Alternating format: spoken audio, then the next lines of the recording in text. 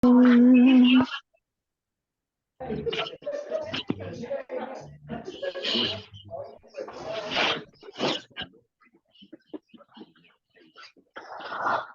Dios.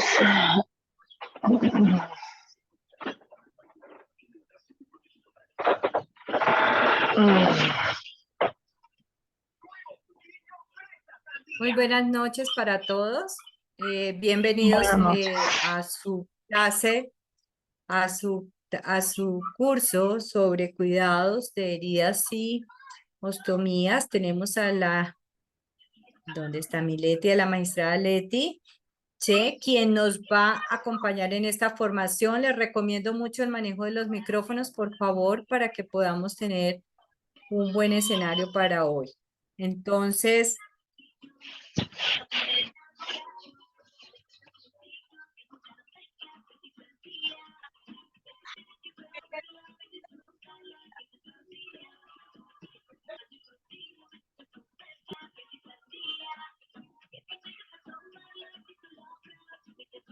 como ustedes ven, la grabación ya está en progreso. Muy buenas noches para todos. Van a iniciar entonces hoy su curso. Esperamos que sea de gran utilidad para ustedes. Tenemos a una gran experta en el tema, varias personas que van a compartir con ustedes. Para recordarle que este tipo de formación para cuidadores es muy importante.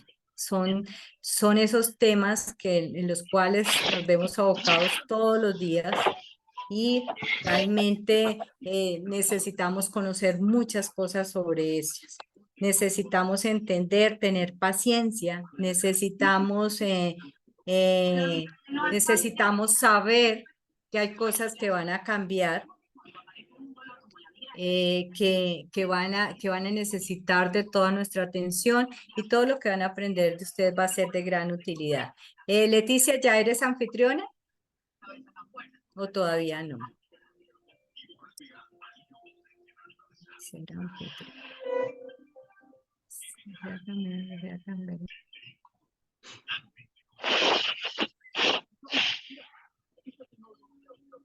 Buenas noches, doctora. Buenas noches con todos, compañeras y compañeros.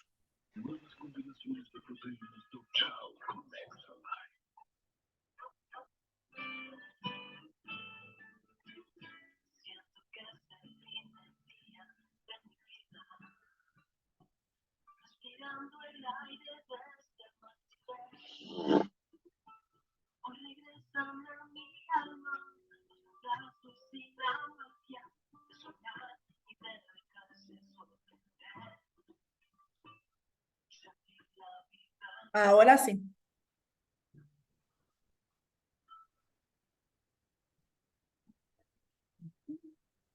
Ya eres dueña del auditorio, Leticia. Gracias. Bien, buenas noches a todos los que nos acompañan hoy. Por favor, solo solicitarles si serían tan amables de silenciar los teléfonos para poder hacer una presentación con calidad y calidez, que no es lo mismo, ¿verdad? Calidad habla de lo que estamos haciendo nosotros, capacitándonos para ser mejores cuidadores. Y calidez habla de la empatía, así que necesito empatía de parte de ustedes para que salga bien la presentación. Sobre todo por los sonidos que realmente a veces distorsionan la intención o la buena intención. Agradecerle una vez más a la Red Latinoamericana de Cuidadores, de la cual tengo el orgullo de pertenecer como directora de la red, o sea, directora ejecutiva de la red de Paraguay. Soy cubana, pero con residencia en Paraguay. Y como siempre, para nosotros es realmente una satisfacción el poder compartir de manera amigable, porque siempre lo digo, es compartir los conocimientos que tenemos desde la experticia y el que tienen ustedes también, porque muchos de ustedes que o sea, son cuidadores, ya bien sea profesionales, o sea, formados en el sistema, o cuidadores primarios también, y algunos sé también que son profesionales de la salud, realmente tienen también la experticia y el cuidado. Nosotros lo que le vamos a dar algunas herramientas que por supuesto le van a servir para su mejor desempeño, y para eso son las capacitaciones. Entonces, sin más preámbulo, agradeciéndole como siempre la presencia de haber estado con nosotros y compartir vamos a comenzar con nuestra presentación y el tema que nos ocupa hoy.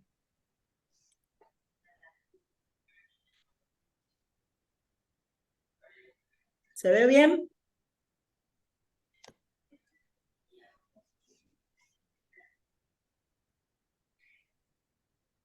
Sí, señora. Gracias, muy amable. Bueno, el tema que nos toca hoy precisamente es generalidades de los cuidados de las personas con heridas y osteomías, ¿verdad? Y por supuesto, para eso nosotros tenemos que hacer un recuento, iniciando por los aspectos más básicos de ambos temas, ¿verdad? Para poderlos a ustedes introducir en el mundo del conocimiento, porque como les digo, muchos desde la experticia del cuidado, pero quizás faltándole un poquito la parte científica y técnica, que es la que nosotros le vamos a aportar en el día de hoy. Por eso siempre digo que nuestros encuentros son amigables, desde aquí para allá y de allá para acá. La piel es el órgano más grande del cuerpo humano, eso es indiscutible. Y el cuerpo adulto tiene un promedio de 2,2 milímetros cuadrados de piel, que contiene además esta piel 1/3 de nuestra sangre. Las funciones de la piel son la regulación de la temperatura corporal, la protección frente a las bacterias, protección frente a las lesiones mecánicas, protección frente a los rayos ultravioletas, la regulación del equilibrio hidroelectrolítico. Además, es un órgano sensorial, porque, ¿verdad? Tenemos terminaciones nerviosas donde sentimos a través de la piel, forma parte de nuestro sistema inmunológico, por eso es tan importante la higiene de la piel, porque además nos protege, produce hormonas. Y por supuesto, esta piel tiene su estructura, ¿verdad? Su estructura está formada por 2 capas importantes. Está la epidermis, disculpen, y la dermis. En la dermis se alojan todos los anejos cutáneos. Están las glándulas sudoríparas, las glándulas sebáceas, los folículos pilosos, que es lo de los pelos, los cuerpos sensoriales, y bajo la piel también se va a encontrar ese tejido celular subcutáneo o la subcutis. La epidermis es una capita más fina de células que varía según el grosor. Por ejemplo, desde 0,04 milímetros en los párpados hasta, estos son, por supuesto, le incorporo nuevos conocimientos, y por supuesto, hasta 1,6 milímetros en la palma de las manos y en la planta de los pies. Dentro de la protección que nos oferta o nos brinda la epidermis está la protección de los rayos contra los rayos ultravioletas, las bacterias, los alergenos, y también el control, por supuesto, de la pérdida de agua. La dermis constituye la principal capa de la piel. Está constituida por un tejido conectivo fibroelástico y actúa también como soporte de las redes nerviosas, vascular, las glándulas cutáneas, el pelo y las uñas. Esas células primarias de la dermis son denominadas los fibroblastos. Por supuesto, dentro de las funciones de la dermis está la de resistencia y soporte, la de elasticidad y la regulación de la temperatura corporal. El tejido subcutáneo no es más que el tejido que está formado por un tejido conectivo o conectivo graso, y que en él se alojan los principales vasos sanguíneos. La función de ese tejido subcutáneo es aislar, proteger y amortiguar a las lesiones mecánicas. Entonces, una vez hecha esta introducción acerca de este órgano tan importante, ya se impone hablar de qué es una herida. Una herida no es más que la pérdida de la continuidad de cualquier estructura corporal, ya bien sea interna o externa, que va a ser causada por medios físicos. En la valoración que nosotros tenemos que hacer o debemos hacer en los pacientes o en personas con herida, se deben de tener varios aspectos, como por supuesto la clasificación de las mismas, que según la presencia de infección o no, va a ser limpia. En el caso de cuando la denominamos limpia, es porque es libre de gérmenes patógenos, puede ser contaminada porque contiene gérmenes patógenos, según la presencia o rotura o ausencia de ese tejido, en el tejido superficial, la denominamos cerrada o abierta. Cerrada es cuando no hay rotura de la piel y la mucosa. Por ejemplo, una fractura de cadera. Una fractura de cadera es un tipo de herida cerrada. Un golpe, o sea, un golpe con un martillazo también se considera, si no hay evisceración de la piel, se considera una herida cerrada. ¿Cuándo es una herida abierta? Cuando hay rotura de la piel y de la mucosa. Por ejemplo, una herida incisa, una herida punzante, una abrasión, y etcétera. Existen otras más. Según la causa, va a ser traumática o accidental, teniendo siempre en cuenta que la traumática ocurre en condiciones sépticas. ¿Por qué? Porque va a ocurrir en un escenario que no estaba previsto. O sea, no podemos decir, estamos en la calle, lastimosamente tenemos un accidente, eso no es un área estéril. Por supuesto que va a ocurrir de manera accidental en condiciones sépticas. Y por supuesto va a existir un gran peligro o una gran exposición a que se infeste. Y en este caso tenemos las heridas que son denominadas los politraumas, ¿verdad? Intencional. Cuando clasificamos una herida intencional, es esa herida que es producida por un propósito específico, bajo condiciones de asepsia. O sea, aquí sí estamos en un escenario donde hemos tomado todas las medidas y, por supuesto, es un escenario que podríamos denominar estéril. Y, por ejemplo, esto es una herida quirúrgica, que es esa herida planificada, que se entra a quirófano o salón, en dependencia como se diga, según el país. Al final, por supuesto, en la misma terminología, se puede utilizar salón de operaciones que quirófano.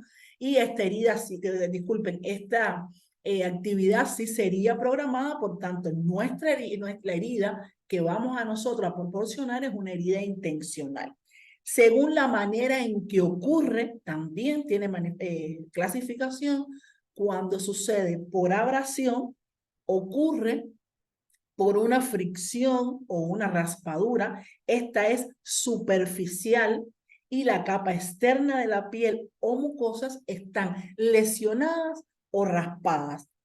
Por ejemplo, la caída sobre el pavimento, que son esas caídas que a veces también quizás han escuchado, una quemadura por rozamiento, que es cuando uno se arrastra en el pavimento, cae, esa es una herida por abrasión. El roce de las sábanas de un encamado, y aquí me detengo, sé que ya dieron algunos, quizás van a dar también en el curso las úlceras por presión o lesiones por presión, que es como se aboga actualmente que se denomine, es la tendencia, ¿verdad? Y realmente esta por abrasión ocurre mucho también en las úlceras por presión, porque cuando la cama está arrugada, que es una de las prevenciones que debemos tener con el paciente encamado para no provocarle una lesión por presión, entonces estaríamos en presencia, si no estiramos bien esa cama y nuestro paciente encamado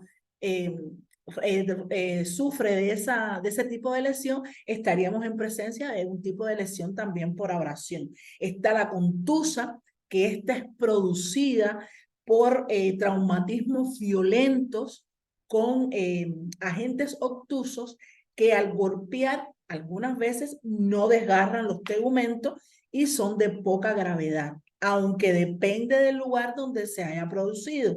Ejemplo, en el abdomen, en el hipocondrio, y a veces sí resultan graves, porque pueden determinar una rotura de órganos importantes como el hígado, el vaso o el riñón. Y aquí vuelvo a poner un ejemplo de un golpe con un martillo a nivel abdominal. Puede que no existe, que no haya desgarro de tegumento, pero sí hay una rotura de órganos internos importantes. La incisa es esa que es producida por objetos con filo, por ejemplo, un bisturí o una navaja. Y estos bordes son netos. Es la incisión producida por el cirujano. O sea, es intencional, es incisa, bisturí o navaja, pero es producida por un personal profesional dentro de un quirófano o salón. La lacerante es la que los tejidos sí van a estar desgarrados y tiene los bordes irregulares. Nosotros cuando hacemos la observación es lo más importante que debemos hacer nosotros como cuidadores, como enfermeros y como profesionales, ¿verdad? Es observar. Y las heridas, nosotros en nuestra descripción, cuando vamos a hacer una evolución, lo primero que determinamos es si los bordes están afrontados o no, porque eso nos da a nosotros la pericia o la experticia de saber qué tipo de herida o presente tenemos en este momento. Y por supuesto, esta herida puede ser producida por una sierra, por un serrucho, por la mordedura de un perro, porque obvio que un perro no nos va a morder de manera uniforme, o sea, es ese tipo de herida lastimosamente aparatosa y que no tiene bordes que sean regulares. Por arma de fuego, y estas se producen, por supuesto, el proyectil sigue un curso único a través de los tejidos hasta chocar con el hueso. Puede ser penetrante cuando interesa una cavidad natural o sedal cuando sigue el curso superficial. También puede ser tangencial cuando traza un surco en la piel. Y otro tipo de herida también es la herida punzante, que esas sí son producidas por instrumentos de extremo agudo y que penetra tejido causando pocas lesiones externas, pero alcanza en profundidad. Por eso le decimos punzante, ¿verdad? Quizás en la parte externa hay pocas lesiones, pero sin embargo en la profundidad sí hay una lesión mayor. Por ejemplo, las bayonetas, cuando se utiliza de manera punzante una bayoneta, un aguijonazo, o sea, el aguijonazo de una abeja, los estiletes y las heridas quirúrgicas también, por supuesto, tienen su clasificación en limpias, que son esas heridas, como les había dicho, operatorias no traumáticas, donde no hay inflamación, no se penetra tracto respiratorio ni gastrointestinal y, por supuesto, tampoco el geniturinario.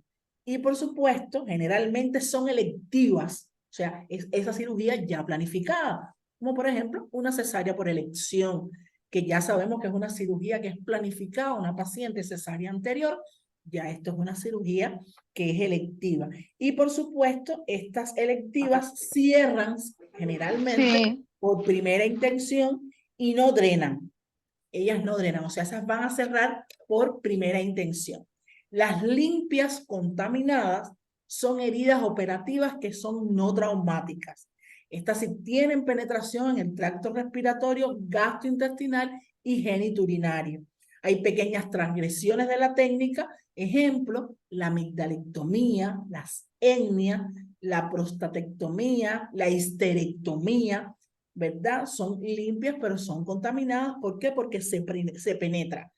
Es también, o sea, planificada, pero sucede. Las contaminadas incluyen las abiertas accidentalmente, que hay transgresiones importantes de la técnica. ¿Por qué? Porque se realizan las incisiones donde hay inflamaciones agudas. Por ejemplo, un politrauma o una apendicitis.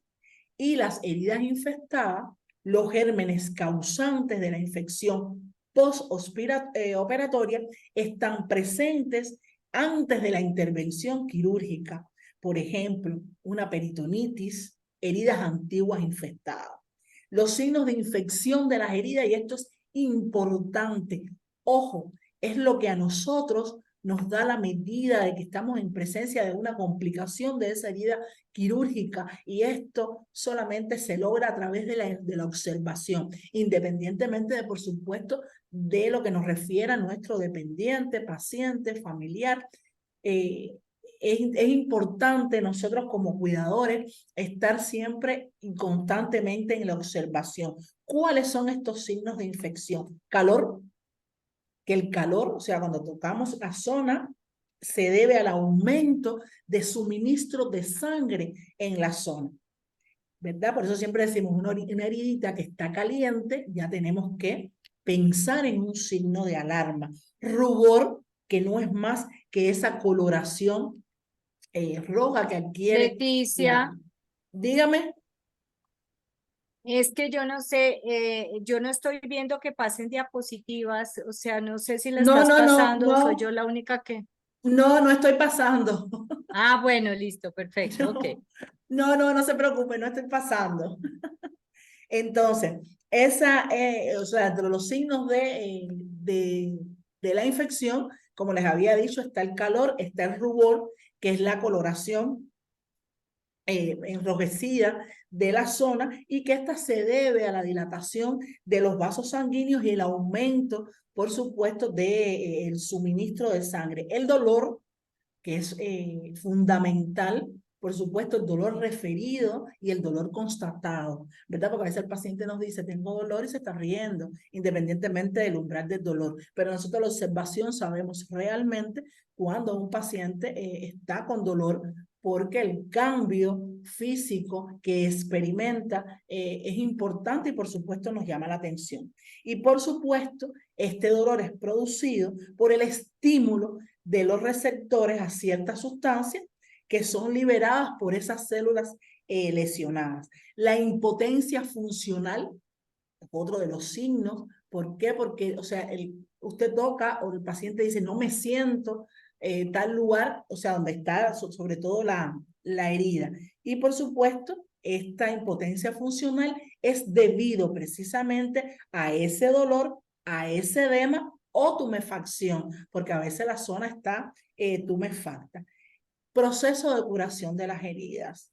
Una herida implica la lesión de los tejidos, eso no nos debe quedar duda, ¿verdad? De los tejidos corporales. Y la reacción local que se produce es el proceso de inflamación. Es una reacción, o sea, normal ante cualquier tipo de herida, cualquiera de las antes mencionadas, la respuesta que tiene nuestro órgano más importante, por supuesto, es el proceso de inflamación. El proceso de curación de las heridas, atendiendo a esto, puede dividirse en los tipos de curación que existen. Curación por primera intención, que es la cicatrización de primera intención, esa que es fisiológica, que la herida saturada o suturada, disculpen, cura sin infectarse. Ahí estamos bien. Y sin que se separe los bordes. ¿Se acuerdan que les hablaba de bordes afrontados? Así denominamos las heridas o la curación por primera intención. Es esa herida que está sanita, que están los bordes bien afrontados, y por supuesto que hay una granulación, disculpen, mínima, y que por lo tanto la cicatriz es pequeña. En la mayoría de estas incisiones quirúrgicas, los bordes de la herida se saturan juntos firmemente, y la curación se efectúa de primera intención. Esto es lo fisiológico. La curación por segunda intención es la cicatrización propiamente dicha por segunda intención, donde los bordes de la herida ya no van a estar juntos, ya no van a estar afrontados, como consecuencia de que se forma mucho tejido de granulación. O sea, cuando nosotros hablamos de, para que se vayan apretechando un poquito de terminología médica, cuando nosotros hablamos de bordes afrontados o no y de tejido de granulación, es ese tejido que nosotros vemos que decimos está cicatrizando porque está saliendo como piel. Eso se denomina tejido de granulación. Y por supuesto se forma mucho tejido de granulación durante ese proceso de cicatrización y no permite que entonces los bordes queden afrontados, y por supuesto la cicatriz va a ser mucho más grande. Entonces, la curación de las úlceras por presión, por ejemplo, ilustra una curación por segunda intención. Es uno de los ejemplos más claros. La curación por tercera intención, esta es una combinación de los dos tipos de tejido de cicatrización. Y por supuesto, o sea, los dos tejidos que mencionamos previamente, y ya que sea que esta herida se deje abierta inicialmente y se suture después, o que se abra después de una sutura original. O sea, muchos quizás le han pasado de manera personal o con algún dependiente al que cuidamos, que después de haber hecho una sutura, y es que decimos, hubo que reintervenirlo de nuevo, hubo que llevarlo de nuevo al salón o quirófano, a esa le denominamos la curación por tercera intención, y que por supuesto hay mucho tejido, demasiado más que en la segunda, tejido de granulación en este proceso. Dentro de las complicaciones de las heridas están los hematomas, las hemorragias, y por eso sigo haciendo latente el proceso de observación. Es lo más importante, ¿verdad? Voy a Los programar la clase apósitos de estas heridas que tienen, porque es lo que me hay dijo que la china. observarla porque se inspecciona en búsqueda de hemorragia y se informa al médico, por supuesto, Lo si que es está excesivo. trabajando, claro. Si nosotros vemos, por ejemplo, un apósito que pusimos que está muy embarrado de sangre o que tiene un olor que no es el normal, inmediatamente tenemos que Por ejemplo, usted, el que notificar. tiene el libro y ni siquiera lo ha mirado. Por favor, el micrófono, si sería tan amable. En ocasiones no es evidente, por supuesto, en la herida, ya que tiene lugar debajo de la piel y se puede formar un coágulo a ese nivel, que si es pequeño, puede ser que se reabsorba y no necesite tratamiento. Ahora, dentro de otra de las complicaciones es la infección. Entre las infecciones nosocomiales, las de infecciones quirúrgicas ocupan un segundo lugar. O sea que normalmente está descrito que puede existir una infección, que las infecciones nosocomiales son las infecciones que ustedes saben que ocurren de manera intrahospitalaria, que a nosotros se denomina las infecciones que son producidas por la atención sanitaria, y por eso se aboga hoy no, hace ya tiempo, a nivel internacional, por la Organización Mundial de la Salud, dentro de la seguridad del paciente, el proceso de cirugía segura, donde realmente, porque, o sea, nosotros decimos en la atención sanitaria no debe implicar un riesgo a nuestros pacientes, pero realmente no es así. Por eso hay que tomar las medidas para evitar los eventos adversos y, de suceder, aprender de ellos para, por supuesto, no volver a repetir. Y para eso existe en cada institución ese comité de seguridad del paciente que nos va a permitir a nosotros estudiar y hacer una evaluación de todos estos casos. Por supuesto, los factores de riesgo en las heridas son múltiples. Están los locales, como por ejemplo una contaminación de la incisión, los generales, cuando hay anemia, que el proceso de cicatrización, por supuesto, va a ser más lento, y la infección se puede clasificar en 3 tipos, o por celulitis, por absceso o por linfangitis. Y por supuesto también puede existir la dehiscencia de la herida, que es esa rotura de la herida quirúrgica, también denominada evisceración, que por supuesto ahí hay protuberancia de los contenidos de la herida y es de gravedad. O sea, hay que tratar, es el resultado, lastimosamente, de ceder las suturas por infecciones, por distensión abdominal. A veces hacemos una herida a nivel abdominal, hay una distensión del abdomen y, por supuesto, hay rotura de esa herida quirúrgica, tos, y es cuando las personas dicen, se me zafaron las suturas o los puntos. Precisamente es ese traumatismo de dehiscencia, ¿verdad?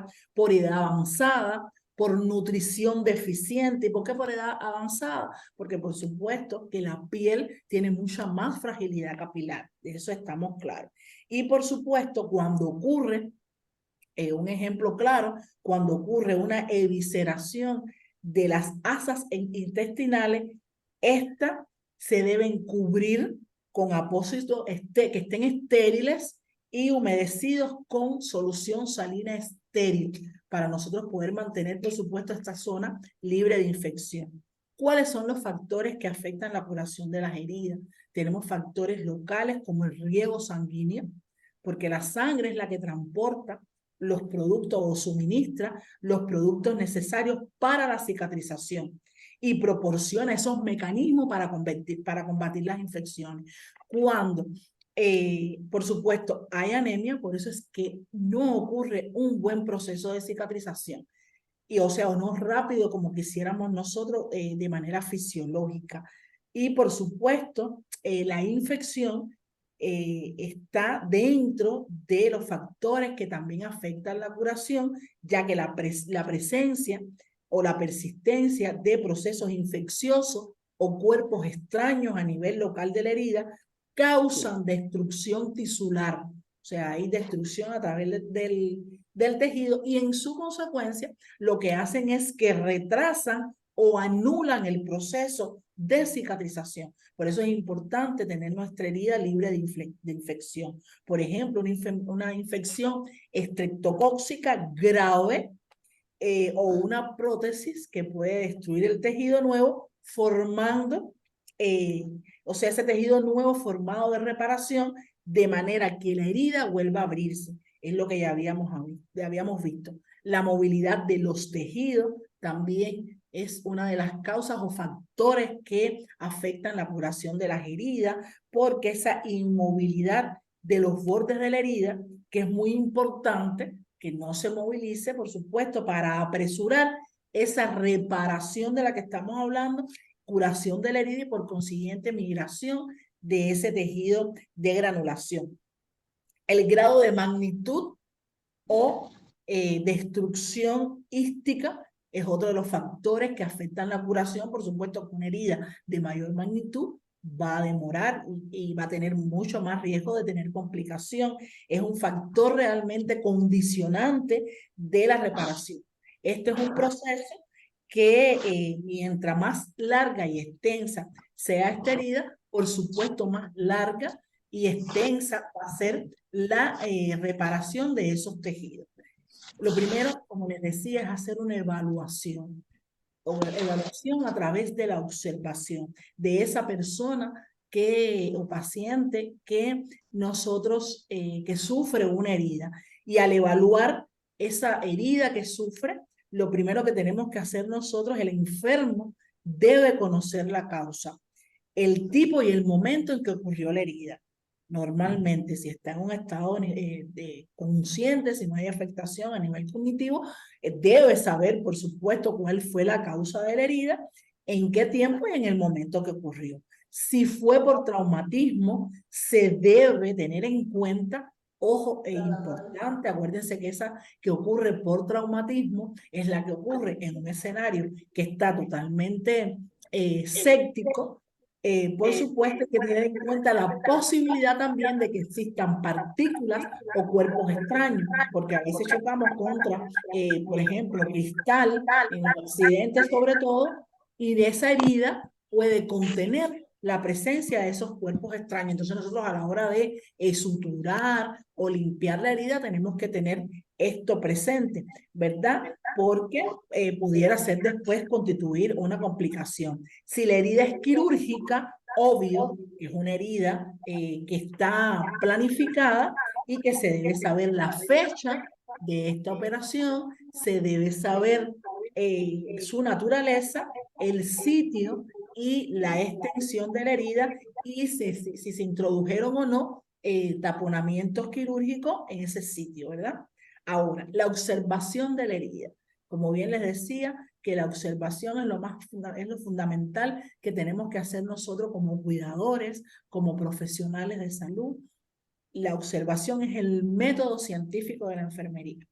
Cuando se examina una herida, por ejemplo, cuando se cambia de apósito, se observan determinadas características de la lesión y de la secreción que se produce. Asimismo, tenemos que estar observando y con conducta expectante sobre los bordes, que es lo que le decía, si los bordes están afrontados o no, nos da la medida en qué tipo de, cuál de las clasificaciones de curación está y por supuesto cuál es la conducta que nosotros vamos a tener. Dentro de los principios más importantes de la curación de las heridas, hay principios que nosotros tenemos que tener claros, y es que la piel y la mucosa normalmente albergan gérmenes. O sea, eso nosotros tenemos que tenerlo claro como principio, que los líquidos circulan hacia abajo como resultado de la gravedad. Además, otro de los principios que tenemos que tener claro, que las vías respiratorias albergan con frecuencia gérmenes también, que pueden pasar hacia las heridas abiertas. O sea, no podemos entonces cuando estamos haciendo una curación estar hablando encima del paciente, porque a través de las gotas de saliva nosotros podemos, por supuesto, provocarle una infección. La sangre transporta, eso es otro de los principios, los materiales que nutren y, por supuesto, reparan los tejidos corporales. Por eso es que a veces decimos, ¿y por qué no sana la herida? Y entonces indicamos o indica el médico, por supuesto, también un análisis de sangre para ver en qué estado está la hemoglobina. Porque si hay una anemia presente, por supuesto que no se va a poder transportar, no lo va a contener y por consiguiente no va a haber un buen proceso de cicatrización. Dentro de otro de los principios es que la piel y mucosa suelen lesionarse tanto por agentes químicos, mecánicos, térmicos y microbianos, y que los líquidos se mueven hacia los materiales, por supuesto, por acción capilar. Las reglas para la cura de las heridas.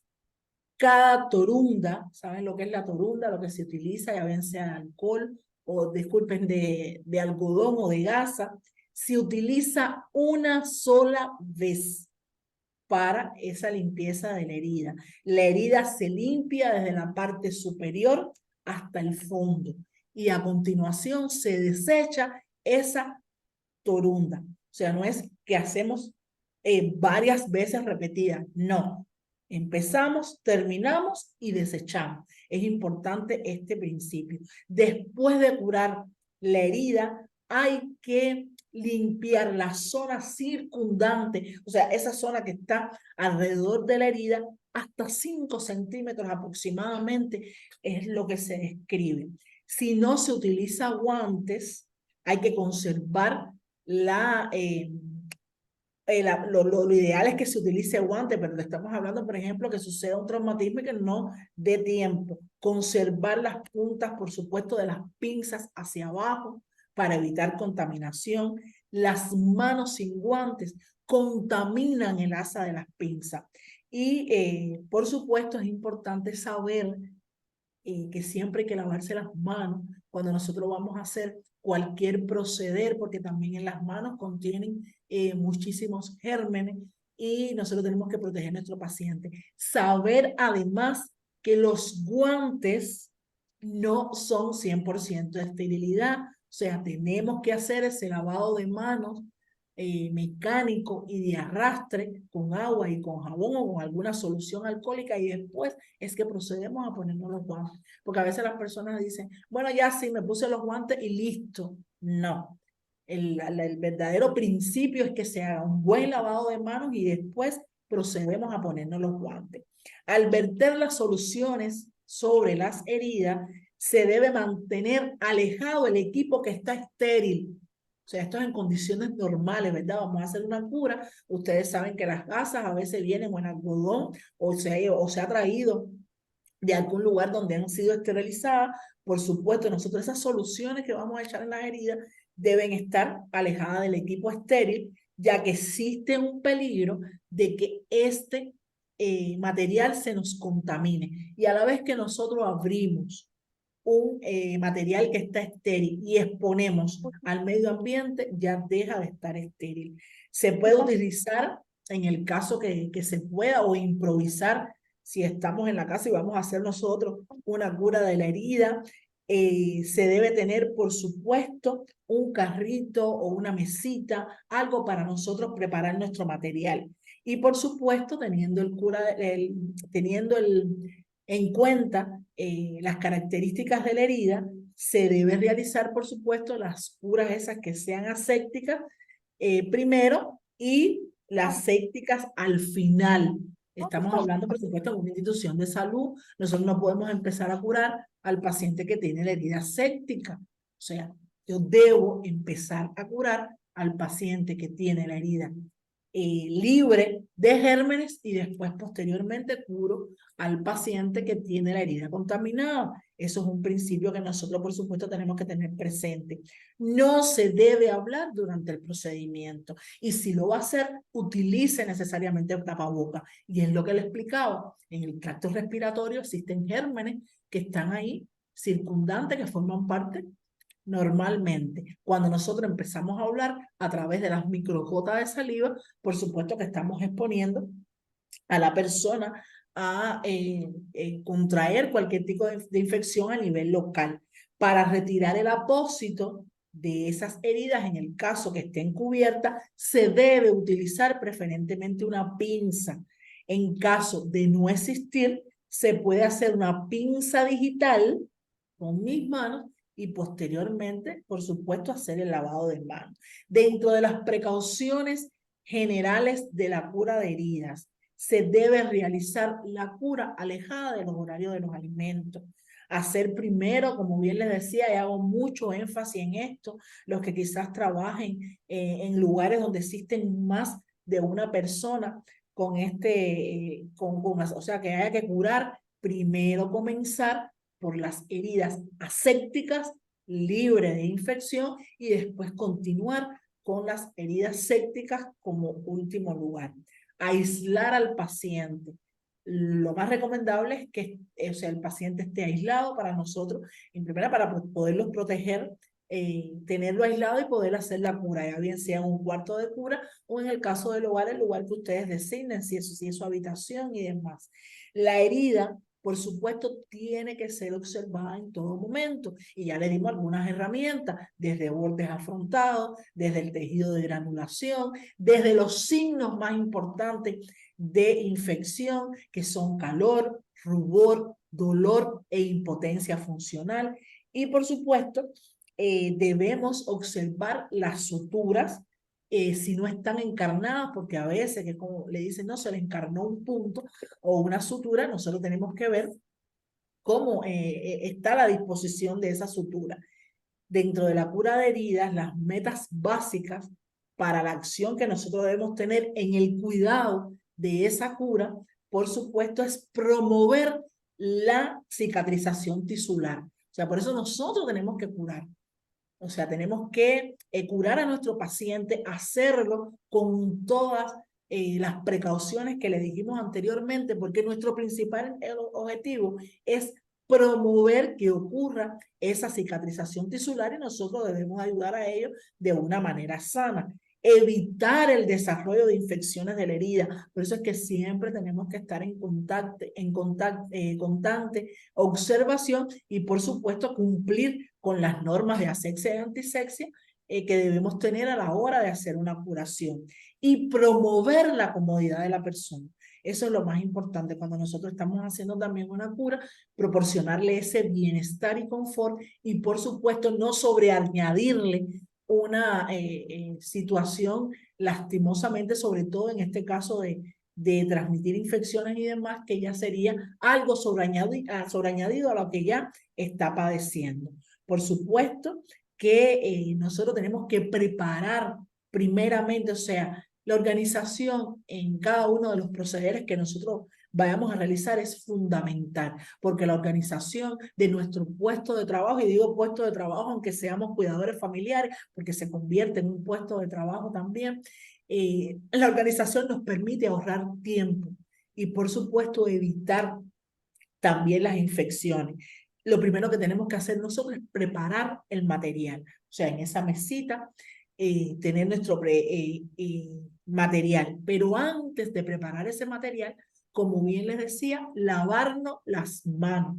Es el principio fundamental. Desinfectar la mesa, la bandeja, lo que vayamos a utilizar, riñonera, y esa mesita, por supuesto, que vayamos a utilizar también tiene que estar desinfectada de manera química y mecánica. O sea, mecánica es ese lavado de arrastre que hacemos con agua y jabón. Y la química, las soluciones que nosotros podemos utilizar en la superficie para mantenerlos en un campo estéril. Por supuesto, también tenemos que, después que seleccionemos el material que vayamos a utilizar, en dependencia del tipo de herida, colocarlo todo en la bandeja y ponerlo entonces en nuestra mesa. Una vez preparado este ambiente, que es todo un preámbulo, pero que es necesario, entonces procedemos a realizar la cura. ¿Qué es lo primero que debemos hacer? La preparación psicológica de nuestro dependiente, de nuestro paciente o familiar. ¿Por qué? Porque existe un principio en psicología que profesa que el paciente siente menos ansiedad cuando sabe el proceder que se le va a realizar. Entonces nosotros tenemos que explicarle, no es llegar con todo el material, todo preparado, y el paciente no tenga el conocimiento de lo que le vamos a hacer. Identificarlo por su nombre y por supuesto decirle cuál es el procedimiento que nosotros vamos a realizar, que es su cura de herida, ¿verdad? La preparación física, el paciente debe estar higienizado, o sea, limpio, y debe estar en una posición cómoda y adecuada. Proteger la cama, si es una cura húmeda, porque a veces cuando hacemos cura húmeda, una cura que es seca, es esa cura que nosotros hacemos normalmente con alcohol, pero una cura cuando es mojada, que utilizamos, o húmeda, disculpen, que utilizamos soluciones, corre el riesgo, por supuesto, de que nuestra cama se moje o la sábana, entonces hay que protegerla. Retirar el apósito, como le decía, con esa pinza estéril, un papel estéril también, y en caso de tener que hacer pinza, después procedemos al lavado de manos y envolverlo antes de desecharlo. No debemos, y a veces sucede, también el tacho, bueno, acá en Paraguay se dice tacho, en mi país se dice cubo, en otro lugar se dice balde, ¿verdad? Debe estar por debajo del nivel de nuestra cintura. Y nosotros no podemos acercar nuestra pinza al balde, tacho o cubo, ¿verdad? Porque estaríamos contaminando la pinza. Desde lo alto debemos tirar. Y por supuesto, estos apósitos no pueden quedar abiertos, porque estamos entonces propiciando la contaminación del medio ambiente, que ya es contaminado. Entonces nosotros estamos, vuelvo y repito, sobreañadiendo. Hicimos una cura de libro, excelente, pero contaminamos el medio ambiente. Después de todo eso, por supuesto, volverse a lavar las manos, dejar realizar la cura, dejar en las condiciones óptimas y cómodas a la persona, recoger todo nuestro material o retirar, volver a hacer otro lavado de manos. Las manos se lavan cuantas veces sean necesarias.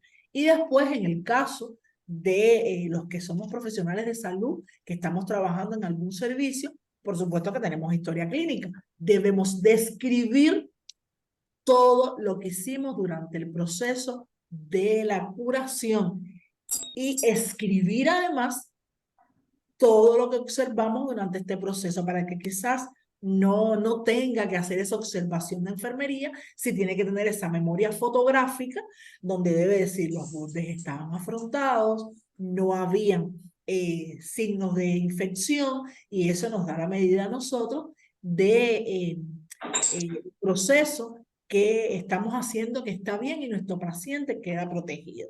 Esto de manera general son los cuidados más importantes que nosotros debemos de tener en cuanto a las personas con heridas. Ahora vamos a pasar al tema de las ostomías, que por supuesto es un tema neurálgico, un tema para mí vital, porque tiene mucho aspecto psicológico, por el impacto psicológico que tiene la ostomía en nuestros pacientes. Y esto, la esfera psicológica de nuestros pacientes normalmente se ve afectada, pero con un buen trabajo de persuasión, con una buena orientación, con una buena educación sanitaria, logramos integrarlo nuevamente a la sociedad sin ningún tipo de problema, porque además los pacientes ostomizados es un mito de que tienen limitaciones, ¿no? El paciente ostomizado puede trabajar, puede volver a su normalidad siempre y cuando mantenga los cuidados y, por supuesto, tiene sobreañadido una situación, pero la cual no le es limitante. La cirugía, por supuesto, es un tratamiento necesario para curar algunas enfermedades y en algunos casos va acompañado de la realización de una ostomía.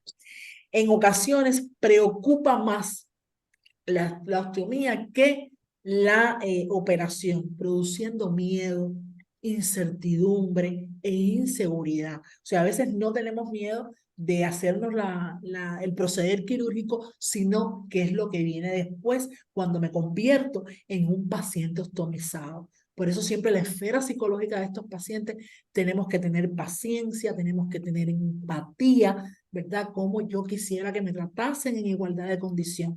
La humanización del cuidado, desde poner la mano en el hombro, mirar a los ojos y explicarle que su vida no terminó, que o sea, inclusive hay hasta mitos en el tema de la disfunción sexual, nada de eso. O sea, puede continuar una vida normal. Tener dudas y preguntas sobre ese proceso quirúrgico es perfectamente lógico.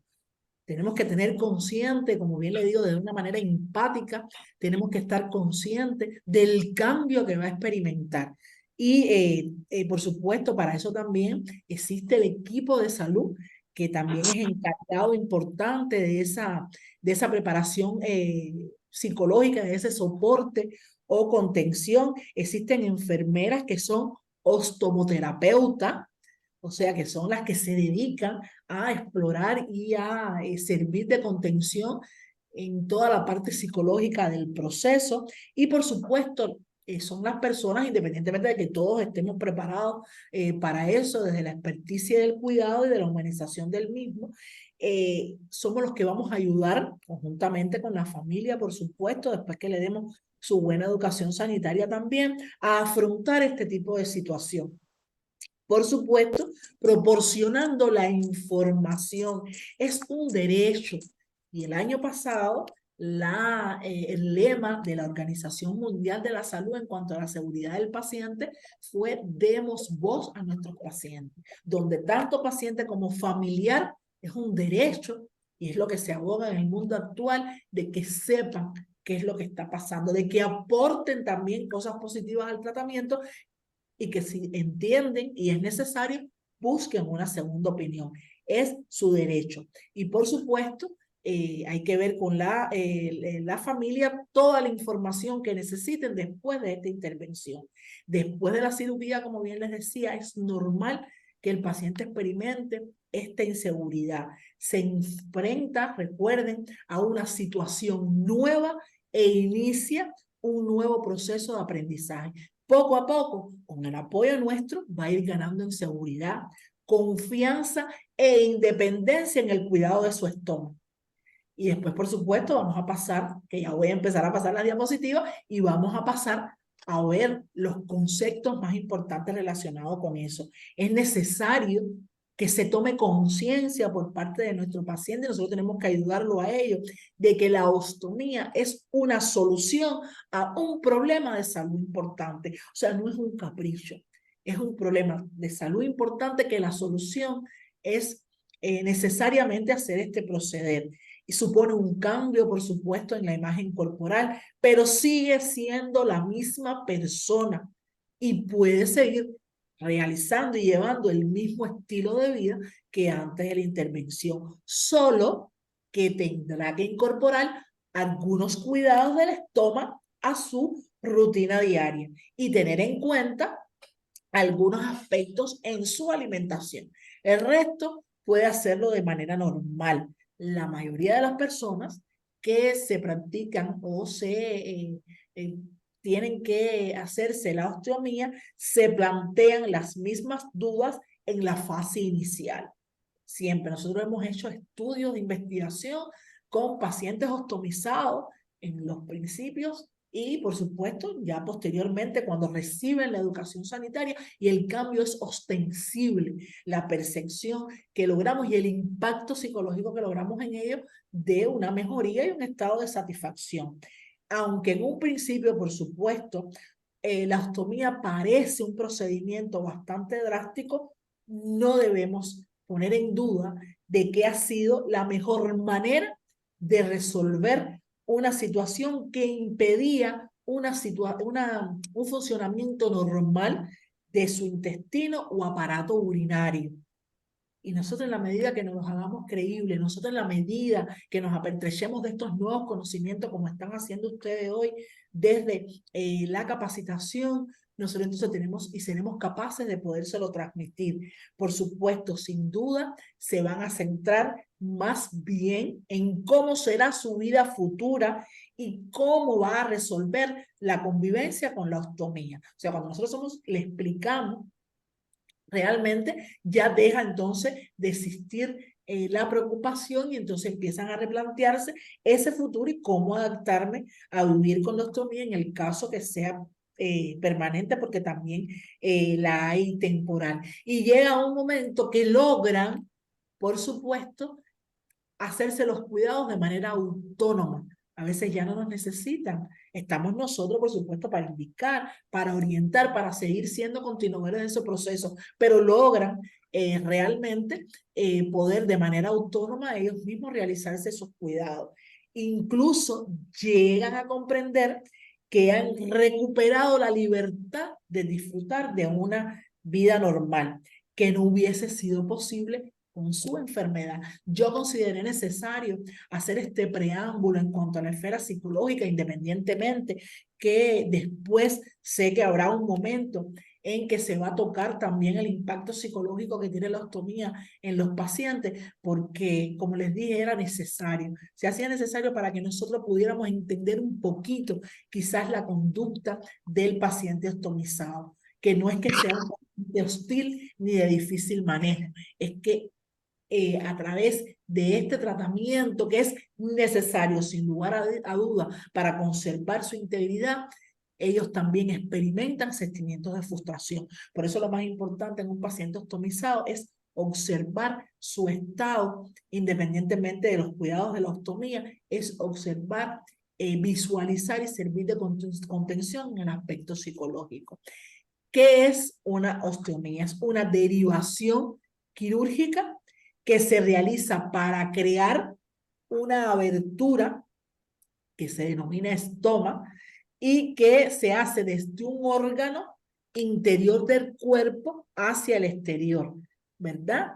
Entonces, el término con que se designa la intervención quirúrgica, cuyo objetivo es crear comunicación artificial entre dos órganos o entre una víscera a través de la pared abdominal para conducir al exterior los desechos orgánicos, también sea materia fecal o las secreciones del organismo.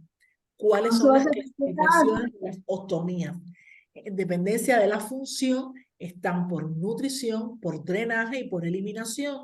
En dependencia del tiempo, es lo que le decía, temporal o permanente. Generalmente las ostomías que se realizan de manera temporal son de 6 meses. Puede ser un poquito más, pero generalmente es hasta 6 meses. Y bueno, las que sí son permanentes, ya sabemos que tenemos que aprender mucho más a vivir con ella. Y según el órgano implicado, son intestinales, que está la colostomía o la ileostomía, y la urinaria, que está la urostomía. Por supuesto, que es un estoma, que es lo que le decía, que es lo que se realiza en la ostomía, se define como una abertura al exterior que se practica en un órgano hueco, como el intestino, o entre dos de ellos. Entonces, esa ostomía que, como les decía, que es por eliminación, la que es por eliminación, ahí tenemos eliminación digestiva, tenemos la colostomía, y que se exterioriza un tramo del colon, y la consistencia de las heces es pastosa, es más o menos irritante para la piel según la parte del colon que se exteriorice, y generalmente no hay problemas con la absorción de los nutrientes. En la ileostomía se exterioriza el intestino delgado y generalmente en el último tramo el ilion para conservar la mayor parte del intestino posible. Y las heces sí son muy irritantes en la piel. Esas osteomías de eliminación, está la nefrostomía, que es la derivación de la orina hacia el riñón exterior a través de una sonda o catéter, la uretestomía cutánea, que es la que donde se exteriorizan directamente los uréteres a la piel de forma independiente, dando lugar a uno o dos estomas. A veces son dos estomas en este caso. Y está la ureteroileostomía tipo Brecker, que se aísla una porción del intestino delgado en el que se abordan ambos uréteres. Por eso es que denominamos que pueden haber hasta dos estomas. Por supuesto, como les decía, las temporales es cuando existe la posibilidad de volver a restaurar el tránsito intestinal. Todo esto es a criterio médico y se realizan para resolver enfermedades. La permanente es cuando no se puede resolver ese tránsito intestinal, no se puede restablecer con posterioridad, por lo que el estómago queda como vía permanente de excreción. El estómago, aquí les puse en la diapo un ejemplo, es la abertura o boca hacia el exterior, es de color rojo brillante. Los que han tenido la posibilidad de trabajar con ellos, no tiene terminaciones nerviosas, tiene pequeños vasos sanguíneos y ojo al dato, es importante porque pueden sangrar con facilidad, pero precisamente es por la vascularización de esa zona. Tienen muchos vasos sanguíneos. No tiene una válvula o músculo de cierre, por lo que no es posible el control de las heces. La colostomía consiste en sacar, como les decía, esa parte del intestino grueso del organismo a través de una abertura en la pared abdominal. Al estar situada en el intestino grueso, los nutrientes del alimento ya han sido absorbidos previamente en el intestino delgado. El intestino grueso realiza el proceso de absorber el agua hasta sacar la materia fecal por el recto. Es por ello que las evacuaciones de una colostomía pueden ser más acuosas o más espesas, dependiendo del lugar o la zona donde se hizo la apertura. Se realiza por imposibilidad de hacer una anastomosis, y eso en el lenguaje técnico o lenguaje médico es una unión del colon tras la resección, que es el corte que se hace, o por riesgo de deslicencia de esa sutura, o sea, de que se abra la sutura. La colostomía se extirpa la porción dañada del intestino grueso. Cuando el recto es extirpado, si ya es irreversible, la colostomía es permanente. El fin del intestino es llevar a través de la pared abdominal y es formado un estómago. La eliminación es materia fecal. El control de las evacuaciones es por medio de la irrigación y los hábitos normales. No es aconsejable la irrigación en pacientes que hayan recibido radiaciones de cobalto o quimioterapia. Normalmente se localiza debajo de la línea del cinturón en el cuadrante izquierdo. La colostomía se realiza, o sea, o tiene indicación por enfermedades tales como carcinoma, o sea, cáncer de recto y ano, traumatismo anorrectal o de colon, enfermedades inflamatorias intestinales, oclusiones intestinales, enfermedad diverticular o malformaciones congénitas. Por eso es que vemos a veces niñitos recién nacidos o lo mismo niños muy pequeñitos o niños más grandecitos, pero que tienen esa malformación congénita y necesariamente tienen que tener la osteomía, que a veces también, por supuesto, decursa de manera temporal por 6 meses, pero a veces sí es de manera permanente. La iliostomía es una abertura en la pared abdominal que se hace mediante una cirugía. Ese extremo terminal del ilion, la parte más baja del intestino delgado, es reubicado a través de esta abertura para formar un estoma, usualmente en el cuadrante inferior derecho. La urostomía es la abertura en la pared abdominal hecha mediante la cirugía, sirve para desviar la orina fuera de la vejiga que está enferma o que no funciona como debería. La vejiga se evita o se extirpa. La cirugía que se realiza para extirpar la vejiga se llama cistectomía. A ver, yo le pongo estos términos porque me gusta siempre que se apertrechen del conocimiento y del lenguaje técnico para que sepan, o sea, cuando estamos hablando en presencia de qué situación estamos. Después de esta cirugía, los uréteres se llevan a través de la pared abdominal y se suturan creando ese estoma. Deberá usarse bolsa las 24 horas del día, se localiza a nivel de la cintura y hay dos tipos, la unilateral y la bilateral. Por eso les comentaba que en la urostomía puede haber un estoma o ambos estomas. Si hay un solo estoma es unilateral y si hay la presencia de dos estomas, por criterio médico sería la bilateral.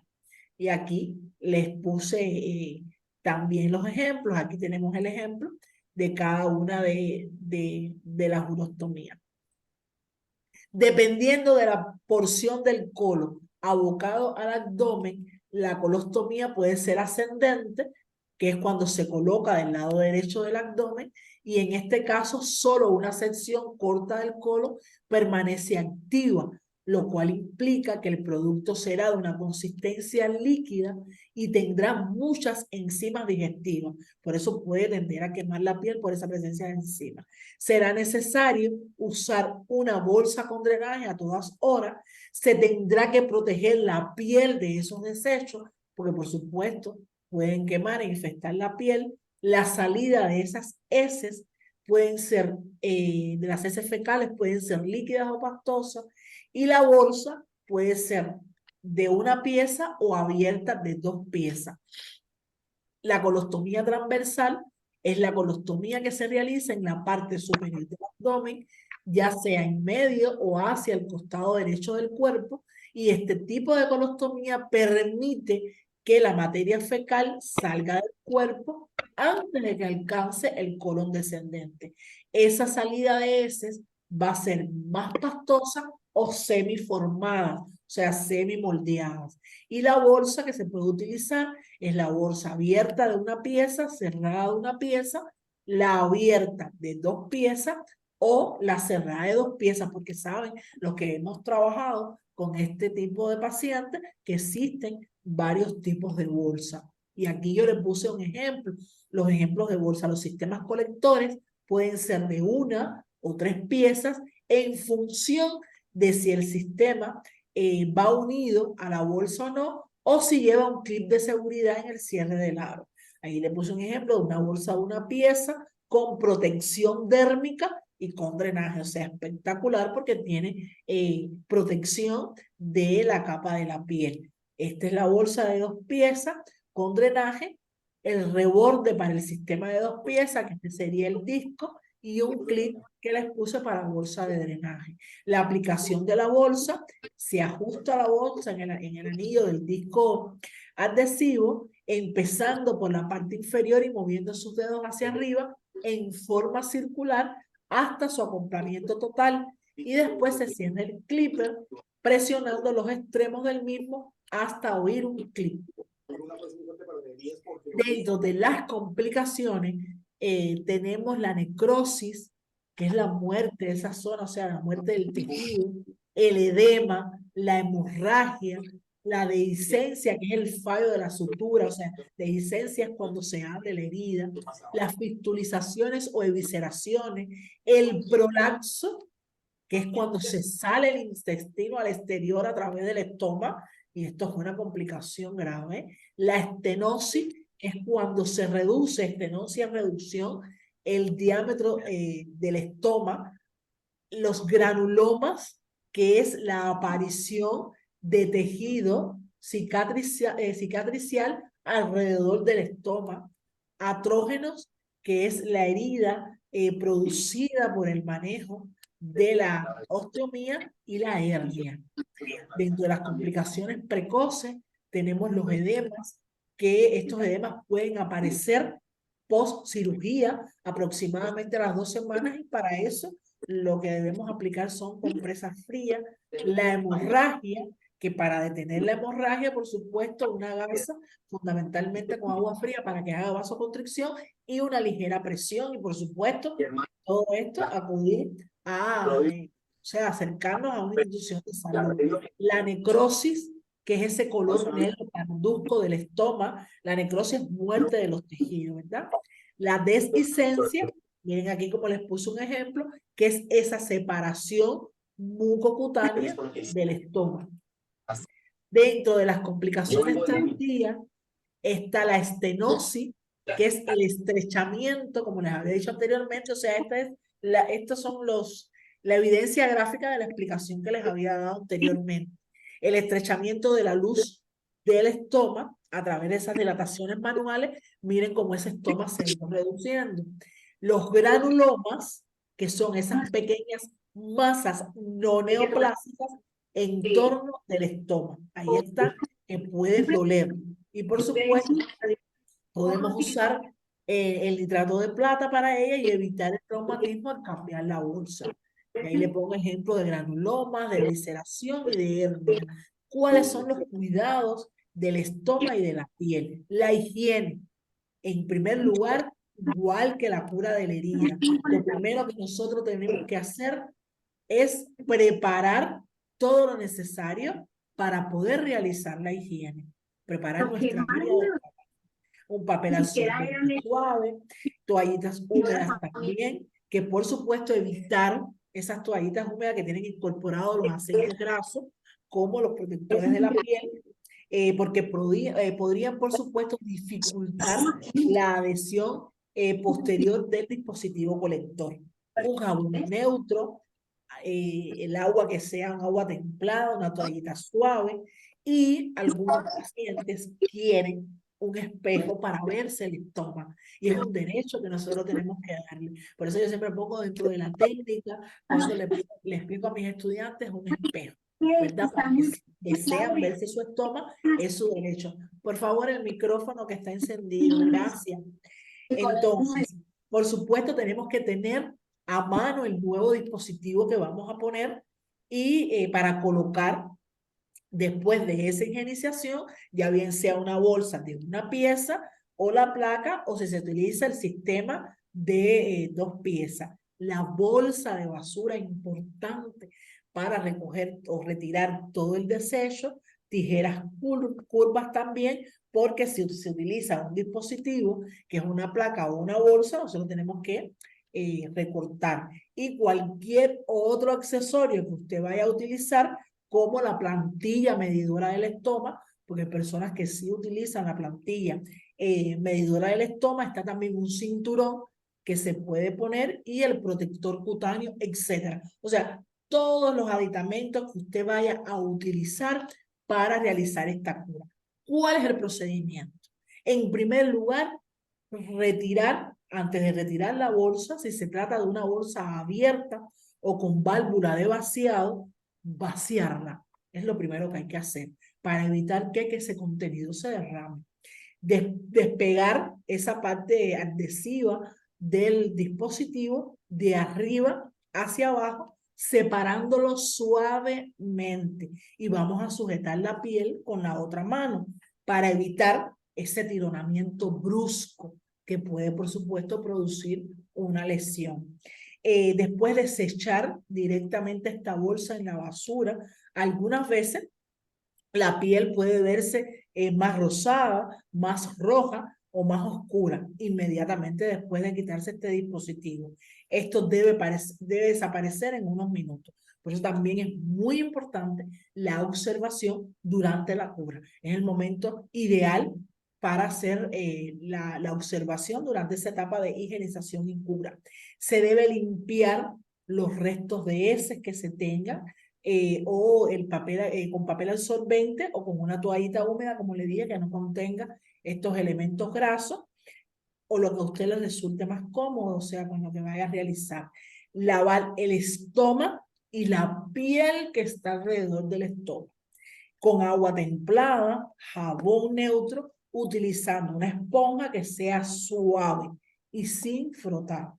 Después, por supuesto, aclarar bien la zona, secarla con una toalla suave, pueden ser también con pañuelos de papel o papel absorbente, con pequeños toques. Nosotros las curas de los estómagos o cualquier cura que nosotros vamos a hacer, no hacemos esto de arrastre, sino hacemos el moteado, le llamamos nosotros, o sea que se realiza tipo moteado para nosotros no erosionar más la piel a ese nivel. No se debe frotar, o sea, no porque hagamos así va a quedar mejor. Es simplemente un moteado, siempre protegiendo, por supuesto, la zona donde está el estómago.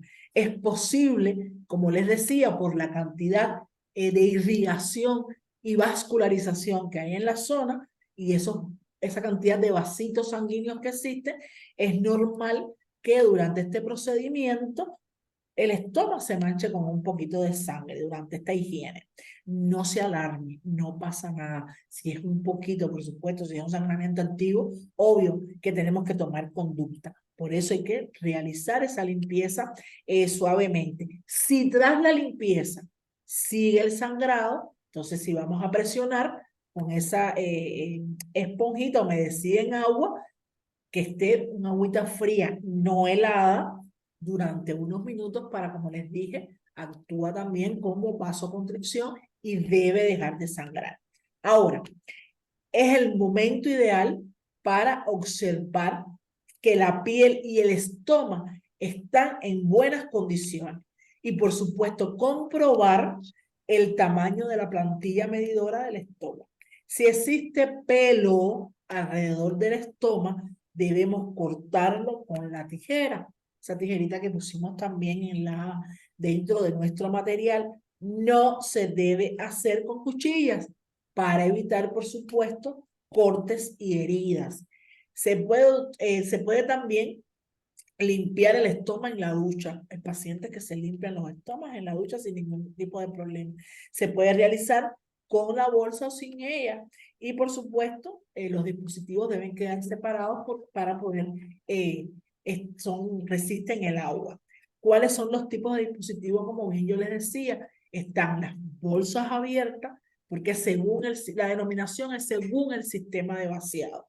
Está esa bolsa. Déjenme ponerles acá.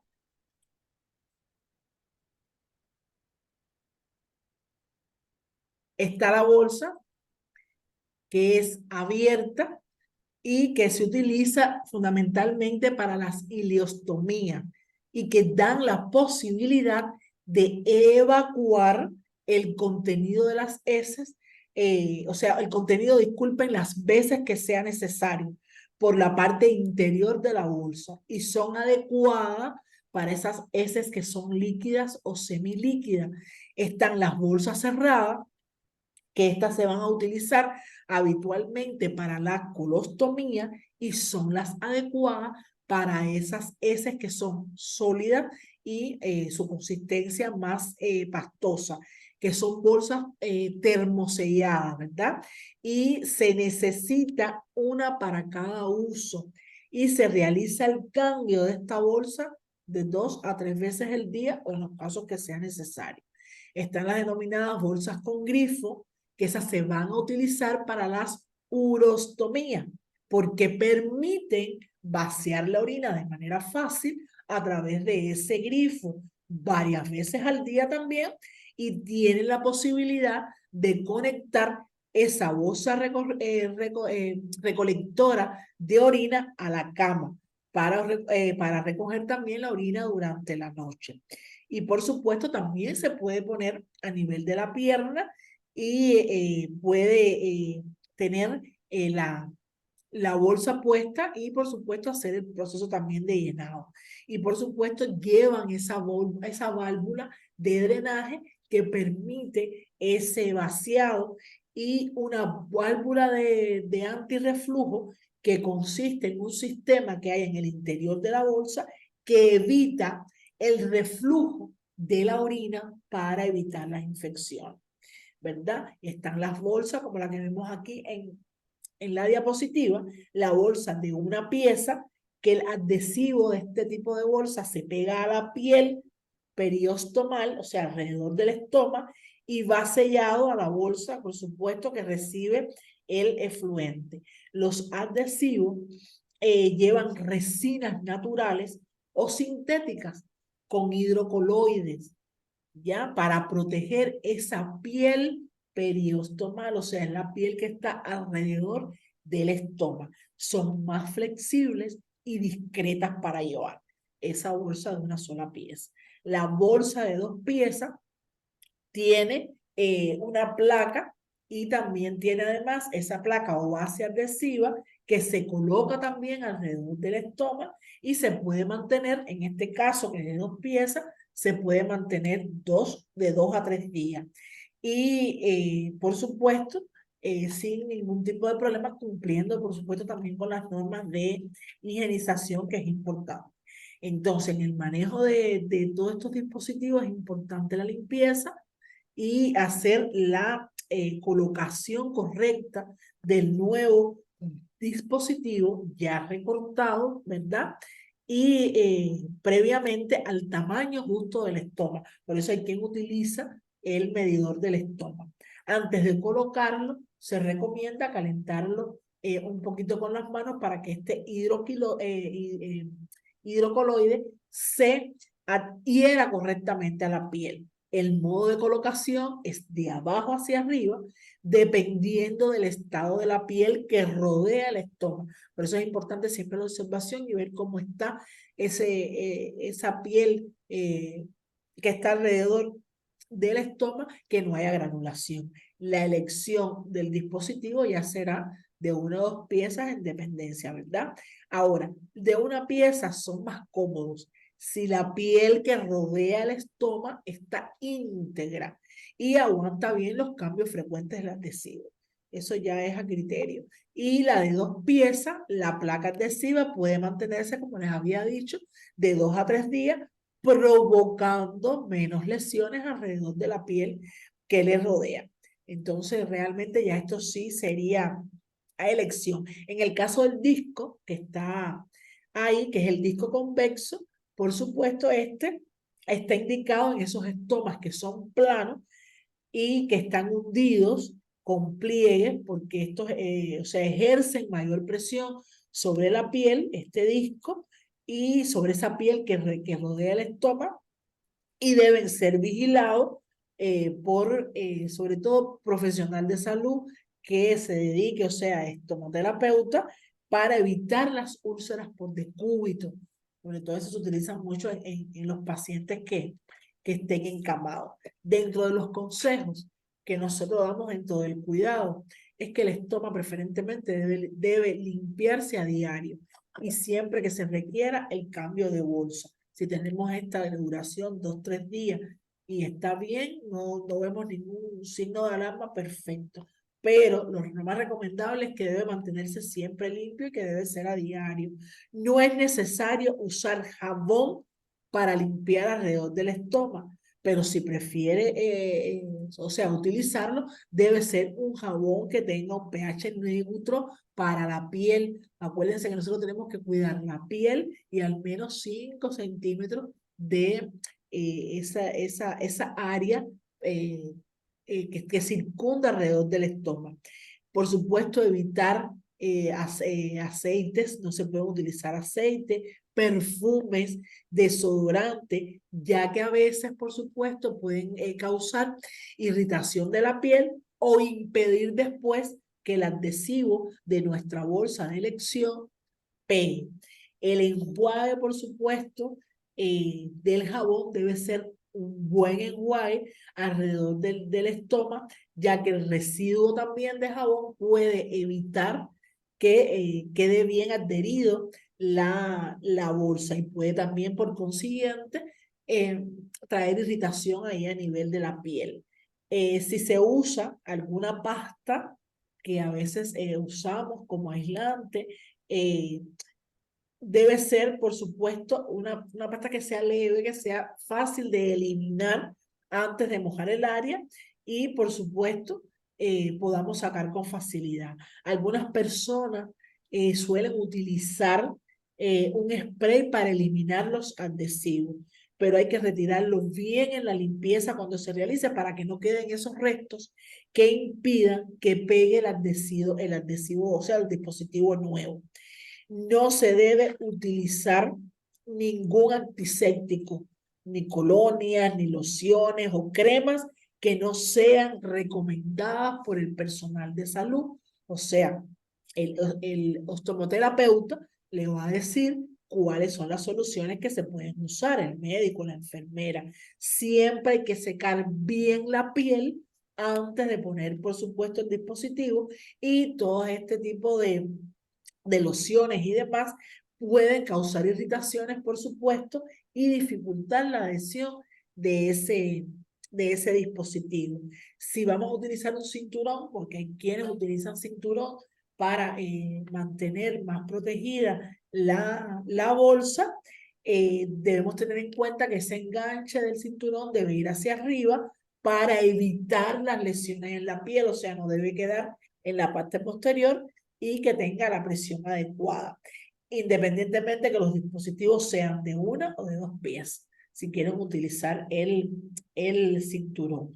Y, por supuesto, mantener la hermeticidad de la bolsa, o sea, tenemos que poner bien la bolsa para mantener la hermeticidad. Entonces, dentro de la nutrición que debemos tener, dentro de los consejos para la nutrición que debemos tener en pacientes con osteomias digestivas, es realmente, dentro de los objetivos, es conseguir o mantener un adecuado estado nutricional y de hidratación, reponer esa pérdida de líquidos y electrolitos que conllevan lastimosamente a una deshidratación, realizar una progresión dietética adecuada hacia una alimentación normal, evitar el exceso de gases, y dentro de las recomendaciones, entre otras, porque bueno, no somos nutricionistas, pero para eso también existen los especialistas, estamos diciendo las recomendaciones dietéticas generales. Se debe beber de 2 a 3 litros de agua en el día, si no existe contraindicación. Acuérdense que en medicina 2 más 2 no es igual a 4, no hay enfermedades sino enfermos. Lo que usted se comporta de una manera, en mí se comporta de otra. Por eso todo lo que vayamos a hacer tiene que ser con previa consulta del profesional en cuestión. Y, por supuesto, estos de 2 a 3 litros de agua al día, si no existe contraindicación, pueden ser repartidos entre infusiones, té, bebidas isotónicas. Por supuesto, hacer de 5 a 6 comidas que estén repartidas a lo largo del día, si lo permite, entre el desayuno, la media mañana, la comida, la merienda, la cena y algo ligero, por supuesto, antes de acostarse. En los primeros meses de la cirugía, sí es importante realizar las comidas que sean ligeras, que sean sencillas, por ejemplo, que sean a la plancha, que estén en su jugo, hervido, a vapor, en el horno, evitar los medicamentos, o sea, disculpe, los alimentos que sean fritos, porque la grasa contiene radicales libres, o sea, y sobre todo grasa animal, pero esto es, por supuesto, durante los primeros tiempos de la cirugía. Por supuesto, evitar también los empanados y los guisos durante esa primera etapa. Tomar los alimentos a una temperatura templada, o sea, una temperatura adecuada, ni muy fríos ni muy calientes. Reposar al menos media hora después de las principales comidas. Masticar despacio es importante dentro de las medidas. Por supuesto, al introducir las legumbres, hay que hacerlo de poco a poco, porque ustedes saben que las legumbres normalmente hay personas que le da flatulencia. Entonces hay que, cuando empezamos a introducir las legumbres, debemos hacerlo de manera gradual y poco a poco. Primero cocidas, después trituradas en batidora, puede hacer también puré. Y por supuesto, si se tolera, después empezamos a introducirla de manera normal. Por supuesto, podemos también hacer, como no se absorbe en la resección normal de este intestino delgado o ileostomía, no se absorbe correctamente el agua, las sales minerales y la vitamina B12, por supuesto las heces van a ser más líquidas, incluso diarreicas. Es importante la ileostomía, por eso los pacientes que tienen ileostomía son más tendientes a hacer episodios de diarrea. Y por supuesto, cuando estamos teniendo este tipo de episodios hay que estar muy, pero muy atentos. ¿Por qué? Porque a través de este tipo de deposiciones, por supuesto hay un déficit, empieza a comenzar un déficit de nutrientes, de minerales y vitaminas. Por eso es que le decía, se puede llevar una vida normal, pero en lo general, durante esos primeros meses, disculpen, tras la intervención, es necesario seguir esas recomendaciones dietéticas que nos debe dar el médico. Por supuesto, dentro de los alimentos que son recomendados durante los 2 a 3 primeros meses, repito, insisto, puede variar de una persona a otra, los lácteos, la leche sin lactosa, yogur, los quesos, los frescos y cuajadas, las carnes, pescados, los huevos también son recomendados, la carne magra, que es esa carne que no tiene nada de grasa, puede comer jamón, o sea, alimentos, el pescado no está, fíjense, el pescado no está permitido en un principio por su alto contenido de grasa, sobre todo un pescado que es denominado pescado azul, no debe consumirse mucho en estos 2 primeros 3 meses, ¿verdad? Porque ustedes saben que el aceite lubrica los intestinos y por consiguiente nos permite tener las deposiciones con mayor frecuencia. Se puede utilizar plátano, manzana, calabaza y calabacín, como se denomine según el país. Y por supuesto se deben ir incorporando después de manera paulatina las aguas, las infusiones, o sea, como le decía, de 2 a 3 litros de agua o de líquido contenidos según según el paciente, ¿no? Si el paciente lo requiere. En caso de estreñimiento, porque puede pasar, es aconsejable aumentar la ingesta de líquido, realizar un ejercicio físico de forma regular, al menos el paciente que pueda, caminar durante 30 minutos al día. ¿Por qué? Porque acuérdense que cuando hay movilización, se moviliza y ayuda al peristaltismo. Si nuestro paciente está encamado, tenemos que hacerle desde la cama también movilización importante, porque estaríamos previniendo también las úlceras por presión, pero también estaríamos ayudando a través de los ejercicios pasivos que le hacemos en la cama, también ayudamos, y la dieta ayudamos a mejorar ese peristaltismo. Realizar una dieta que tenga alimentos ricos en fibra, esto es muy importante, de hecho de manera natural es lo que le aportamos a los pacientes que están encamados, que no tienen esa movilidad para ayudar al peristaltismo. Consumir al menos de 3 o 4 porciones de fruta al día y por supuesto, si se puede comer la fruta entera, mejor, bien lavadita, consumir cítricos, el kiwi también es muy bueno, consumir verduras y por supuesto, alguna de esas tomas que sea también, es bueno que coma crudo, bien lavada, tipo ensalada.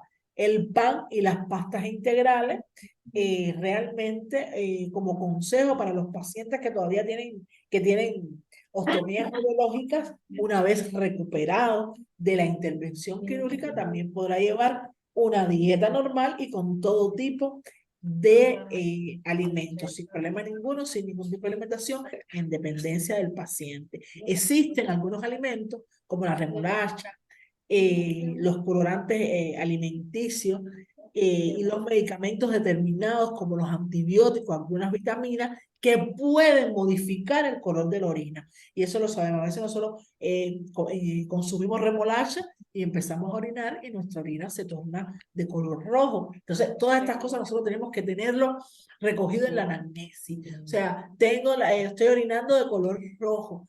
Paciente que tiene una endostomía, te preocupas, ¿no? Pero si le preguntas, a ver, ¿qué comiste hoy? Ah, no, yo comí remolacha. Ah, no, obvio, es normal. Tenemos que seguir bajo observación, pero por supuesto puede ser sobreañadido precisamente por la ingesta de esa remolacha. Esos alimentos que contienen colorantes alimenticios pueden modificar también la coloración de la harina. Por supuesto, hay que estar familiarizado, importante, con aquellos alimentos que producen un exceso de gases. ¿Para qué? Para evitarlos.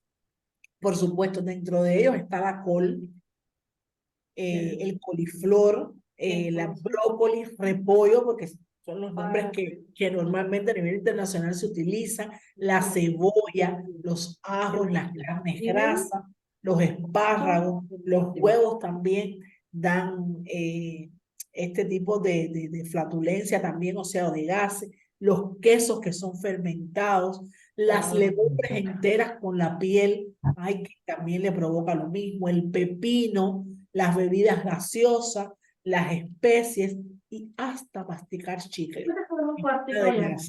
De los alimentos que producen ese exceso de gas. Ahora, preguntas más frecuentes que nos hacen nuestros pacientes, inclusive los familiares, inclusive los mismos profesionales de salud, y a veces nosotros tenemos que por favor el micrófono, y creo que es importante de que ustedes puedan transmitir también ganando en el conocimiento. ¿Puede sangrar el estómago?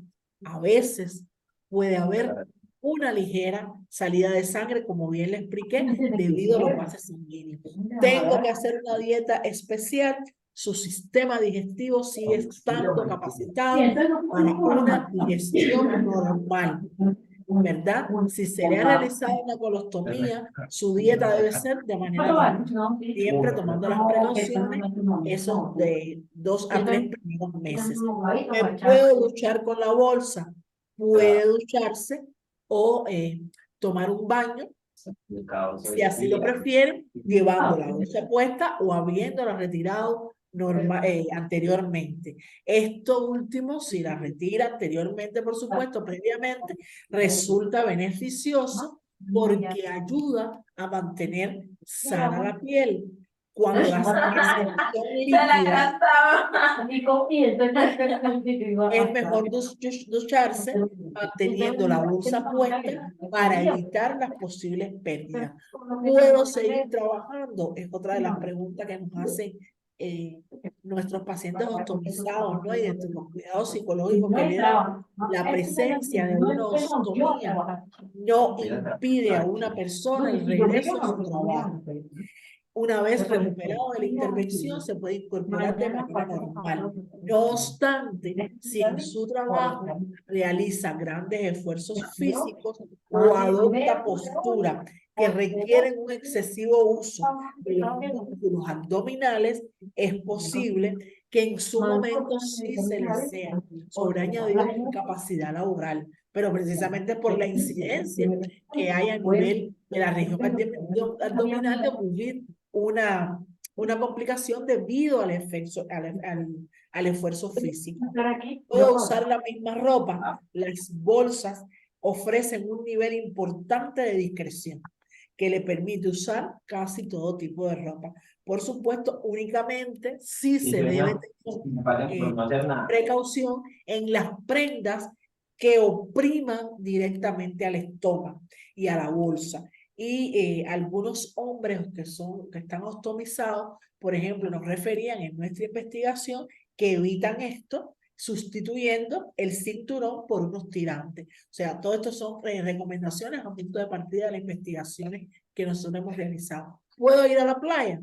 Una persona con ostomía puede ir a la playa y a la piscina. A ver, a mí las piscinas, yo me abstengo de muchas cosas con las piscinas, pero bueno, llevando la bolsa en su bañador sin que esto suponga un problema estético o de impedimento para tomar su baño. Además, para estas ocasiones se pueden utilizar unos modelos que existen de bolsas más pequeños y discretos. Los trajes de baño, recomendado por supuesto que tengan estampado, que sean, esto es para la esfera psicológica. A quien no le preocupa y lo hace, o sea, se baña con lo que tiene. Nosotros le damos las recomendaciones porque sabemos desde el punto de vista psicológico lo que implica un paciente ostomizado, ¿verdad? Los dispositivos de ostomía pueden mojarse tanto en el agua salada del mar como en el agua clorada de la piscina, no tiene contraindicación, sin que se comprometa la adherencia a la piel. Nosotros, como siempre, lo que más insistimos es en la observación, y para eso yo les quise compartir una frase de Florencia Nightingale, que es la maestra de la enfermería o la madre de la enfermería, donde profesa que la observación indica cómo está el paciente. La reflexión indica qué hay que hacer. La destreza práctica, que es lo que estamos haciendo nosotros, aprendiendo, indica cómo hacerlo. La práctica es la teoría de la verdad. La formación y la experiencia son necesarias para saber cómo observar y qué observar, cómo pensar y qué pensar. Hasta aquí, muchísimas gracias. Gracias, profe. Muchas gracias, profe. Gracias, profesora, mil gracias.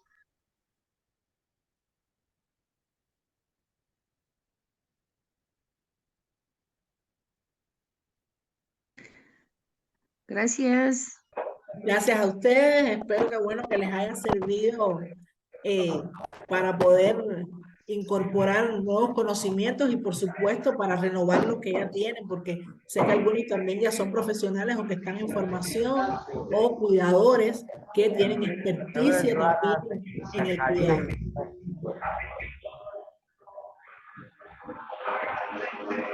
Muchas gracias, profesora. Buenas noches. Gracias a ustedes, buenas noches. Muchas gracias. Que tengan feliz noche. Gracias, buenas noches a todos. Gracias.